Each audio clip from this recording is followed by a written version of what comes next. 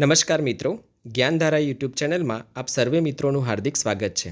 આજના આ વિડીયોમાં જ્ઞાન સહાયક યોજના જેના વિશે આપણે વાત કરવાના છીએ।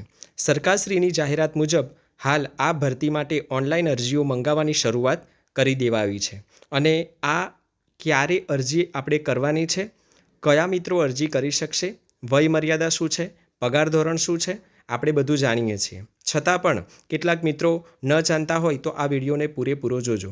મિત્રો, ચેનલ પર નવા હોવ તો ચેનલને સબસ્ક્રાઈબ કરજો। વિડીયો ગમે તો વિડીયોને લાઇક અને શેર તમે કરી શકો છો।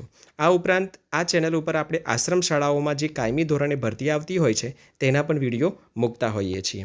મિત્રો, હવે આપણે આ જ્ઞાન સહાયક યોજનાનું વાત કરી લઈએ।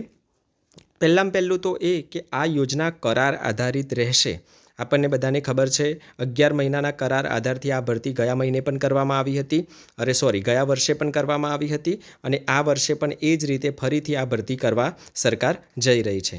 જ્ઞાન સહાયક જેમાં માધ્યમિકમાં એટલે કે ધોરણ 9 અને 10માં જે મિત્રો અરજી કરવા માગે છે તે મિત્રોને પગાર ધોરણ 24,000 રૂપિયા એક મહિનાનો મળશે અને ઉચ્ચતર માધ્યમિક વિભાગમાં જે મિત્રો અરજી કરવાના છે એટલે કે ધોરણ 11 અને 12 માટે તેઓને 26,000 રૂપિયા પગાર મળશે। વય મર્યાદાની વાત કરીએ મિત્રો તો માધ્યમિક વિભાગ એટલે કે ધોરણ 9-10 માટે વય મર્યાદા 40 વર્ષની નક્કી કરવામાં આવી છે અને ઉચ્ચતર માધ્યમિક એટલે કે ધોરણ 11-12 માટે વય મર્યાદા 42 વર્ષની નક્કી કરવામાં આવી છે। અરજી તમે ક્યારથી કરશો તો મિત્રો આ અરજી તારીખ 27/7/2024 શનિવાર બપોરે 2 વાગ્યાથી તમે જે વેબસાઇટ છે જે આપણે નીચે ડિસ્ક્રિપ્શન બોક્સમાં પણ લખેલી છે એ વેબસાઇટ ઉપર જઈને તમારે અરજી કરવાની રહેશે। બંને વિભાગની અરજીની લિંક અલગ અલગ છે, માધ્યમિક વિભાગ અને ઉચ્ચતર માધ્યમિક વિભાગ, અને 27/7/2024 બપોર શનિવાર 2 વાગ્યાથી લઈને છેલ્લી તારીખ 5/8/2024 સોમવાર રાત્રિના 12 વાગ્યા પહેલાં તમે અરજી કરી શકશો। તો મિત્રો, જ્યારે આ આવતીકાલે બપોરે 2 વાગે તમારી આ વેબસાઇટ તમે ખોલશો તો અન્ય સૂચનાઓ પણ જાણવા મળશે કે કેવી રીતે તમારે અરજી કરવાની છે।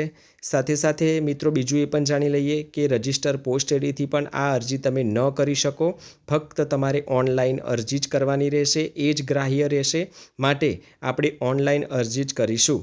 જો આ ભરતી બાબતે તમને કોઈ પ્રશ્ન હોય અથવા તમારી કોઈ રજૂઆત હોય, આ ભરતી બાબતે તમને કોઈ પ્રશ્ન હોય તો તમે નીચે કોમેન્ટ બોક્સમાં લખી શકો છો। મિત્રો, આજના વિડીયોમાં આટલી વાત કરીશું। અસ્તુ, જય હિન્દ, જય ભારત।